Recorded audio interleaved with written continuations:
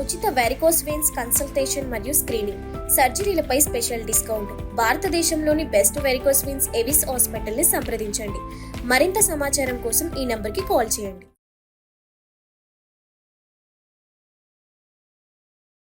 నమస్తే, welcome to Suman TV.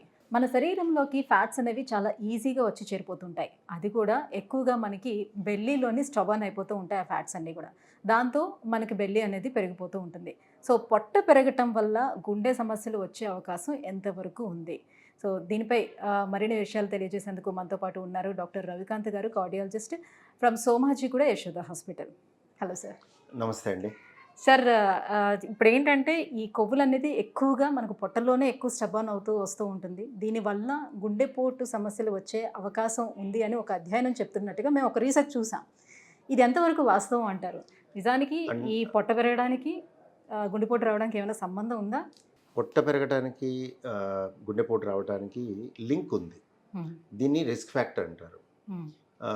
యాక్చువల్గా కారణం కింద పరిగణించలేం, కానీ రిస్క్ ఫ్యాక్టర్ అంటే రిస్క్ ఫ్యాక్టర్కి కారణానికి ఫస్ట్ అందరికీ ఒక డెఫినేషన్ తేడా తెలవాలి.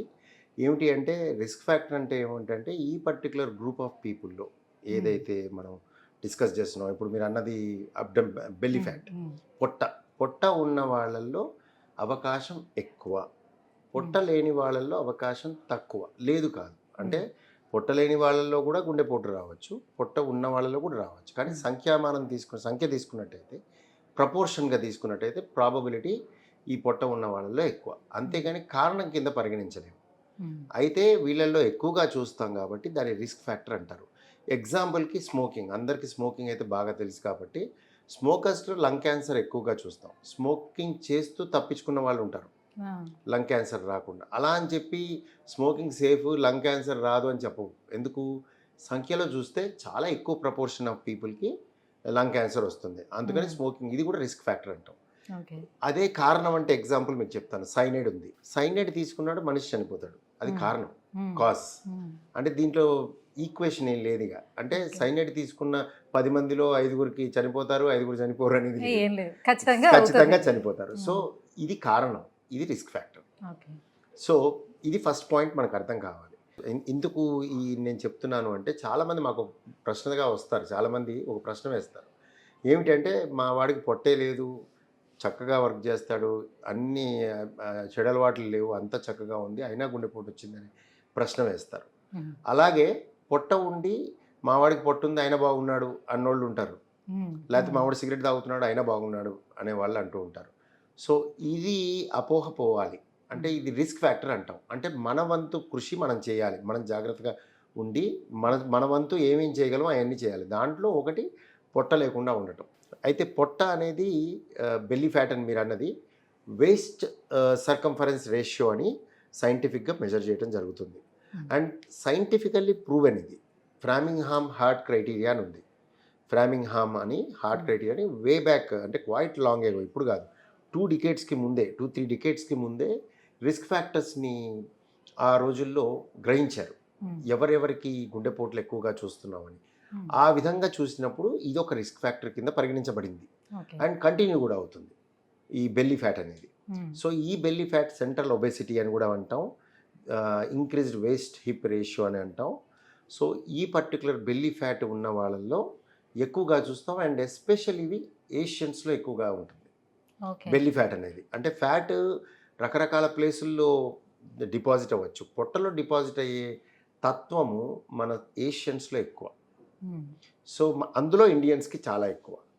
సో అంటే బెల్లీ ఫ్యాట్ అంటే ఇక్కడ నాట్ ఓన్లీ ఉమెన్లో కూడా మనం చూస్తూ ఉంటాం కదా, ఎక్కువగా బెల్లీ ఫ్యాట్స్ అనేది ఉమెన్లో కూడా చూస్తూ ఉంటాం.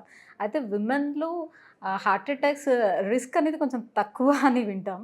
సో వాళ్ళకి వచ్చే అవకాశం, దీనివల్ల వాళ్ళకి వచ్చే అవకాశం ఎంతవరకు ఉంటుంది? సరి సమానంగా ఉంటుంది ఆ విషయానికి వస్తే. అంటే విమెన్లో కంపేర్ చేస్తే, అంటే మెన్ని కంపేర్ చేస్తే ప్రీ మెనపాజల్ అంటే యాక్టివ్ ఉమెన్,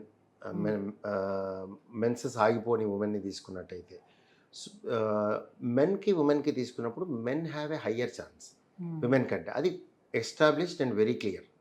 అందుకే మీరు చూడండి, మీరు న్యూస్లు చూసినప్పుడు కానీ ఏదైనా వీడియోలు చూసినప్పుడు వాళ్ళు పడిపోయారు హార్ట్ అటాక్తో వీళ్ళన్నప్పుడు ఆడవాళ్ళని చూడరు, మగవాళ్ళని చూస్తుంటారు. యంగ్స్టర్స్ని 20 ఇయర్స్కి, 22 ఇయర్స్కి, 18 ఇయర్స్కి 25 years 20 30 కింద. సో ఇవన్నీ ఆడవాళ్ళలో అరుదుగా చూస్తాం. సో అది వెరీ క్లియర్. అంటే మగవాళ్ళలో ఎక్కువ చూస్తాం, ఆడవాళ్ళలో తక్కువ చూస్తాం. ఇది కూడా రిస్క్ ఫ్యాక్టర్ నేను అన్నట్టుగా. మగవాడై పుట్టడం యాక్చువల్గా గుండెపోటుకి రిస్క్ ఫ్యాక్టర్. అది మార్చలేము అని నేను గట్టిగా అనలేను. ఎందుకంటే ఇప్పుడు nowadays people are changing sex. అయితే ఆ సెక్స్ చేంజ్ చేసుకుంటే ఇది చేంజ్ అవుద్ది అనేది క్వశ్చన్కి నాకైతే ఇప్పుడు ఈ రోజున ఆన్సర్ లేదు. But I can tell you ఇది ఎక్కువ ఉంటుంది. అయితే ఈ పొట్ట ఫ్యాక్టర్కి వస్తే ఇద్దరిలో సరిసమానమైన రిస్కే ఉంటుంది. అంటే పొట్ట ఉన్న వాళ్ళని తీసుకుంటే ఆడవాళ్ళైనా మగవాళ్ళైనా పొట్ట ఉంటే కనుక ఈ పొట్ట ప్లే చేసే రోల్ మాత్రం సరిసమానంగా ఉంటుంది. సో ఆడవాళ్ళలో చూసుకుంటే మెనోపాస్ తర్వాత వాళ్ళకి వచ్చే అవకాశం ఎక్కువ ఉంటుంది. కానీ పొట్ట మాత్రం ఉంటే ఎవరికైనా కూడా ఎక్కువగానే ఛాన్స్ ఉంటుంది. సో మరి దీనికి ఏంటి సార్ లైఫ్ స్టైల్ చేంజెస్ ఏం చేసుకోవాలి? అంటే యాక్చువల్లీ దీనికి ఏ రకంగా అసలు కనెక్టివిటీ ఎట్లా ఉంటుంది అనేది ఒకటి కావాలి. అండ్ లైఫ్ స్టైల్ చేంజెస్ ఏం చేయాలి? కనెక్టివిటీ ఏంటి అంటే ఒకటి స్టబన్ ఫ్యాట్ ఉంటుంది. ఇక్కడ type of fat saturated fatty acids వెళ్ళి అక్కడ పేర్కోవడం జరుగుతుంది. అండ్ ఎడిపోసైట్స్, వీటిని ఎడిపోసైట్స్ అంటారు. అంటే ఫ్యాట్ ఉన్న సెల్స్. ఈ సెల్స్ చాలా ఎక్కువగా మిగతా భాగాల్లో కంటే కూడా ఈ పర్టికులర్ సిట్యుయేషన్లో ఈ పర్టికులర్ ప్లేస్లో ఎక్కువగా ఉండటమే కాకుండా తత్వం, దానికి క్యారెక్టరిస్టిక్స్ వేరుగా ఉంటాయి. అంటే దీని క్యారెక్టర్ వేరుగా ఉంటుంది. ఎలా? ఇక్కడ ఉన్న ఎడిపోసైట్స్ నుంచి వచ్చే వాట్ ఎవర్ ఎల్డిఎల్ కానీ ఏదైనా ఇది రక్త నాళాల్లో గోడల్లో ఇమిడిపోయే విధంగా ఉంటుంది. అంటే దాన్ని ఆక్సిడైజ్డ్ ఎల్డిఎల్ అంటారు. ఆక్సిడైజ్డ్ ఎల్డిఎల్ అని అంటే ఇప్పుడు కొలెస్ట్రాల్ బ్లడ్లో ఉన్నదనుకోండి వెంటనే గుండెపోటు వస్తుందని కాదు అర్థం. చాలామందికి ఇది ఒక అపోహ ఉంటుంది. హై కొలెస్ట్రాల్ రిపోర్ట్ చూడగానే నాకు గుండెపోటు వస్తుందనే భయంతో చాలామంది మునిగిపోతుంటారు. కొలెస్ట్రాల్ బ్లడ్లో హై ఉన్నంత మాత్రాన వెంటనే వస్తుందని కాదు. కొలెస్ట్రాల్ ఎక్కువ ఉన్న వాళ్ళల్లో పూడికలు ఏర్పడి గుండెపోటు వచ్చే అవకాశం ఉంటుంది. సో ఇది ఎస్పెషల్లీ అబ్డమినల్ ఫ్యాట్లో ఉన్న ఎడిపోసైట్స్ నుంచి అవకాశం ఎక్కువ ఉంటుంది. ఈ ఆక్సిడైజ్డ్ ఎల్డిఎల్ అని ఫామ్ అయ్యి గుండె రక్తనాళాల్లో గోడల్లో ఇమిడే అవకాశం ఎక్కువగా ఉంటుంది ఈ ఇక్కడున్న ఎడిపోసైట్స్. సో ఇక్కడ ఫ్యాట్ డిపాజిట్ కాకుండా ప్రయత్నం చేయాలి. సో మీరు అడిగిన ప్రశ్నకి అంటే ఎస్పెషల్లీ దీనికి ఏంటి పెథాలజీ అంటే ఈ పొట్ట దగ్గర ఉన్న వాటికి గుండె రక్తనాళాల్లో ఇమిడిపోయే అవకాశం ఎక్కువ ఉంటుంది. ఈ పాయింట్ ఇంపార్టెంట్. సో ఇది జరగకుండా ఉండటానికి మనం ఏం చేయాలి అంటే ఒకటి కార్బోహైడ్రేట్స్, ఫ్యాట్స్ రెండింటిని లిమిట్ చేయాలి. ప్రోటీన్ బాగా తీసుకోవచ్చు. కార్బోహైడ్రేట్స్ అంటే ఎస్పెషల్లీ రైస్, మనం రైస్ ఈటింగ్ పీపుల్ కాబట్టి మన దగ్గర రైస్. నార్త్ ఇండియా అయితే వీట్ ఈటింగ్ పీపుల్. ఎవరైనా ఆ రెండింటిని తగ్గియాలి. చాలామందిలో ఇది కూడా ఒక అపోహ. అంటే రైస్ తినే బదులు మనము చపాతీలు తిని సెట్ అయిపోద్ది అనుకుంటారు. కానీ చపాతీలు ఎక్కువ తింటే అది రైస్తో సమానమే. ఏదైనా కూడా తక్కువ తినాలి, మోతాదు తగ్గించాలి. దీంతో పాటుగా ఫ్యాట్, సాచురేటెడ్ ఫ్యాట్ కంటెంట్ తగ్గించాలి. నెయ్యి ఉంది, చాలామంది నెయ్యి అంటే భయపడిపోతారు. నెయ్యి తినచ్చు, తగ్గించి తినాలి, తీసేయమని కాదు. అదే ఇప్పుడు డాల్డా, వనస్పతి ఇలాంటివి బాగా తగ్గించాలి. చీజ్ ఇవి తగ్గించాలి. సో ఆయిల్ కంటెంట్ కూడా తగ్గియాలి. అప్పుడు ఈ పొట్ట దగ్గర తగ్గుద్ది. రెండు, శ్రమ. మీరు వ్యాయామం చేయాలి. ఈ వ్యాయామంలో మీరు యాప్స్ అంటారు. మీకు ఇప్పుడు జనరేషన్కి బాగా తెలుసు, చాలామంది వర్కౌట్స్ చేస్తారు కాబట్టి. యాప్స్ అంటే పాత రోజుల్లో యాప్స్ చేయాల్సిన అవసరం లేదు. ఎందుకంటే ఆడవాళ్ళు కింద కూర్చునేవాళ్ళు. ఇప్పుడు మీరు బియ్యం తరిగినా కూడా, లేకపోతే ఇసురాయి పని చేసినా కూడా, మగవాళ్ళు అయితే ఇంకేదైనా పని చేసినా కూడా, ఇన్ఫ్యాక్ట్ మన కాలకృత్యాలు చేసినప్పుడు కూడా కింద కూర్చోవడం అనేది ఉండేది. సో అదంతా పోయింది కాబట్టి మనకు అబ్డమిన్ దగ్గర ఆ అవకాశం పెరిగింది. సో ఈ అబ్డమిన్ పొట్ట దగ్గర డిపాజిట్ కాకుండా అటువంటి ఎక్సర్సైజ్ చేయాలి. అప్పుడు ఏర్పడకుండా ఉంటుంది. ఒకటి డైట్, రెండు వ్యాయామం. ఈ రెండు విధాలుగా మీరు అబ్డమినల్ ఫ్యాట్ని కరిగించడం చేయొచ్చు. అసలు తయారవ్వకుండా ఉండటానికి ప్రయత్నం కూడా చేయొచ్చు. సో దీంతో మీకు అవకాశం తగ్గుతుంది. ఆ చెడు ఏరియా అనేది తయారవ్వకుండా ఉండే అవకాశం జరుగుతుంది. అండ్ ఇంకోటి మెజర్మెంట్ ఉంటుందండి, వేస్ట్ హిప్ రేషియో అంటారు. మగవాళ్ళలో అయితే 0.95, ఆడవాళ్ళలో అయితే 0.8 అంటాం. సో ఇది 0.9, 0.85 యాక్చువల్లీ.